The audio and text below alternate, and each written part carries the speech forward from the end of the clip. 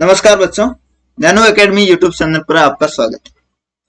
आज हम 9th class की जो एनसीईआरटी है विज्ञान की, उसकी सीरीज स्टार्ट कर रहे हैं। आज पहला अध्याय है हमारे आसपास के पदार्थ। इसका जो पहला पार्ट हम देखेंगे पदार्थ के भौतिक स्वरूप, और बाकी के पार्ट है वो अगले वीडियो में आपको मिल जाएंगे। तो आप चैनल को सब्सक्राइब जरूर कर लेना ताकि जो आपके अगले वीडियो है वो आपको मिलते रहे। आज इस किताब को हम डायरेक्ट लाइन टू लाइन ही पढ़ेंगे, बाकी जो नोट्स के वीडियो हैं वो बाद में लाएंगे। तो आप चैनल को सब्सक्राइब जरूर कर लेना। और एनसीईआरटी कितने महत्वपूर्ण है वो आपको पता ही है। तो स्टार्ट करते हैं हमारे आसपास के पदार्थ। सबसे पहले देखते हैं पदार्थ क्या होता है। तो इस विश्व में प्रत्येक वस्तु जिस सामग्री से बनी होती है उसे वैज्ञानिकों ने क्या पदार्थ नाम दिया। जो भी सामग्री है, जिस वस्तु से बनी हुई है, जो वस्तु है किसी सामग्री से बनी हुई है, तो उसको वैज्ञानिकों ने क्या नाम दिया? पदार्थ नाम दिया। जिस हवा में हम सांस लेते हैं, जो भोजन हम खाते हैं, पत्थर हैं, बादल, तारे, पौधे, पशु, यहाँ तक कि पानी की एक बूंद या रेत का एक कण, ये सब क्या है? पदार्थ है। ठीक है। ध्यान देने योग्य बात यह भी है कि ऊपर लिखी सभी वस्तुओं का द्रव्यमान है वो होता है। जो भी ये पशु वगैरह है, बादल, तारे, जो भी वस्तु है, उनका क्या होता है? द्रव्यमान होता है। द्रव्यमान होता है। और ये कुछ स्थान यानी आयतन घेरती है, यानी कुछ जगह घेरती है। मान लो आपके हाथ में मोबाइल है, इसका भी द्रव्यमान है और इसका आयतन भी है, जो आकार है वो भी है। आगे देखते हैं।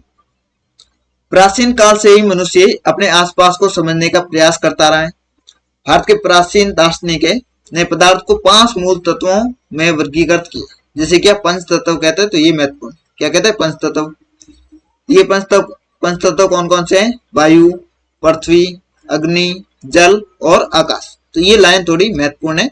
पंच तत्व कौन कौन से हैं? वायु है, पृथ्वी है, अग्नि, जल और आकाश। उनके अनुसार इन्हीं पंच तत्वों से सभी वस्तुएं बनी हुई, यानी जो भारतीय दार्शनिक है उनके अनुसार ये 5 तत्व है, इनसे ही सभी वस्तुएं बनी हुई है, चाहे वो सजीव हो या निर्जीव हो। उस समय के यूनानी दार्शनिक है, उन्होंने भी पदार्थ को इस प्रकार ही वर्गीकृत किया है।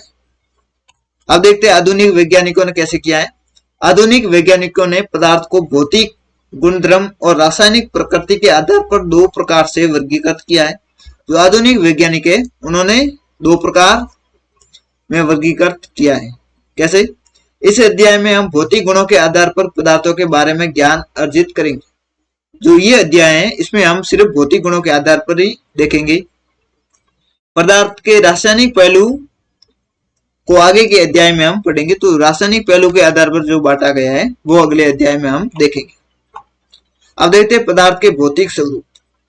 पदार्थ कणों से मिलकर बना होता है। तो सबसे पहला भौतिक स्वरूप है कि पदार्थ है वो क्या? कणों से मिलकर बना होता है। बहुत समय तक पदार्थ की प्रकृति के बारे में 2 विचारधाराएं प्रचलित थी। कौन कौन सी थी? एक विचारधारा का ये मानना था कि पदार्थ लकड़ी के टुकड़ों की तरह सतत होते हैं। सतत मतलब जो लकड़ी होती है उसमें जैसे रेशे होते हैं। आप जो लकड़ी होती है सूखी हुई तो आपको पता नहीं चलेगा, बाकी जो गीली लकड़ी है उसमें देखना आप रेशे की तरह वो सतत होती है। परंतु अन्य विचारधारा का मानना था कि पदार्थ रेत की तरह कणों से मिलकर बना होता है। और दूसरी विचारधारा थी कि जो पदार्थ हैं वो रेत के जैसे कण कैसे होते हैं? उन कणों से मिलकर बना हुए। आइए एक क्रियाकलाप के द्वारा पदार्थ के स्वरूप के बारे में निर्णय करते हैं कि ये सतत हैं या कणों से मिलकर बने। तो ये क्रियाकलाप हम देख लेते हैं। एक 100 ml का बीकर लेना है। ठीक है। इस बीकर को जल से आधा भरकर जल के स्तर पर निशान लगा दें। अब वो क्या करना? 100 ml का एक बीकर लेना है, ये ले लिया। इसमें आधा भरना है, 100 ml से भरना है। ठीक है। जल के स्तर पर आपको क्या करना है? यहाँ पर ये निशान लगा लेना। दिए गए नमक या शर्करा को कांच की शर्ट की मदद से जल में आपको क्या करना है? घोलना है। या तो शर्करा यानी शक्कर और यहाँ पर नमक क्या करना है? आपको इसमें घोलना है। ठीक है। जल के स्तर में आए बदलाव पर ध्यान दें। क्या जल के स्तर में आए बदलाव पर तो हम घोलेंगे तो ज्यादा जल के स्तर में बदलाव नहीं आएगा। आपके अनुसार नमक या शर्करा क्या हुआ? तो वो उसमें घुल जाएगी पानी में। ये कहाँ गायब हो गई? क्या जल के स्तर में कोई बदलाव आया? तो ज्यादा नहीं आया। नॉर्मली कोई थोड़ा बहुत आता है, बाकी नहीं आता है, क्योंकि जल के कणों में के बीच में स्पेस होता है, जगह होती है, तो उसमें वो शर्करा या नमक है वो घुल जाता है। इन प्रश्नों के उत्तर पाने के लिए हमें ये विचार को स्वीकारना होगा कि सभी पदार्थ कणों से बने होते हैं। उपरोक्त क्रियाकलाप में समझ में रखी गई नमक या शर्करा अब पूरे पानी में घुल गई है, जैसा कि चित्र 1.1 में दर्शाए गए हैं।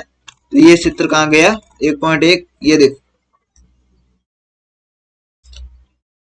ये जल है, ये जल के कण दिए हुए इसमें।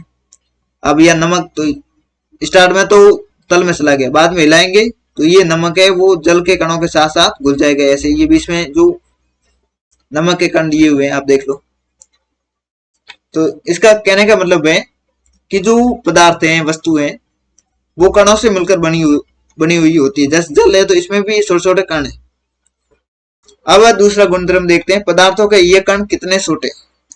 तो हमने देख लिया कि कणों से मिलकर बने हुए हैं, लेकिन ये कितने छोटे, ये कैसे पता करेंगे। तो आपको क्या करना है, एक 100 ml का बीकर लेना है, उसमें पोटेशियम पर मैग्नेट है के 2 या 3 क्रिस्टल, यानी क्रिस्टल छोटा सा होता है, 2 या 3 क्रिस्टल आपको क्या करना है, इसमें डालना है। ये समझ से डाल दिया तो इसका रंग चेंज हो जाएगा, ठीक है। इस पूरे में से सिर्फ 10 ml आपको निकालना है, जो विलयन है, मिश्रण है, वो निकालना है, इस बीकर में डालना। बाकी दूसरा पानी हमको ताजा पानी मिलाना और 100 ml कर देना। फिर इसमें से 10 निकालो, फिर और ताजा पानी डालो, 100 ml करो, इसमें से वापस 10 निकालो। तो ये रंग है थोड़ा थोड़ा धुंधला पड़ रहा है, ठीक है, धुंधला पड़ रहा है, लेकिन पूरी तरह रंग जा नहीं रहे, थोड़ा थोड़ा बस रहा है, यानी जल अब भी रंगीन है, लास्ट तक भी जल है वो रंगीन रहते हैं तनुकर्त करने पर भी। तो इससे निष्कर्ष क्या निकलता है, ये प्रयोग दर्शाता है कि पोटेशियम परमैंगनेट के बहुत थोड़े से क्रिस्टल से पानी की बहुत अधिक मात्रा है, यानी 100 लीटर, पहले 100 ml, फिर उसमें से 10 ml निकाल के फिर 100 ml में डाला। इसका कहने का मतलब है लगभग 100 लीटर है वो भी रंगीन हो जाता है, या 100 लीटर पानी है वो भी सिर्फ थोड़े से क्रिस्टल से रंगीन हो जाता है। कहने का मतलब है कि उस छोटे से क्रिस्टल में बहुत सारे छोटे छोटे कण हैं जो पूरे इतने पानी में फैल जाता है। इसे हमें ये निष्कर्ष निकाल सकते हैं कि पोटेशियम परमैंगनेट है कि केवल एक क्रिस्टल में कई सूक्ष्म कण होते हैं।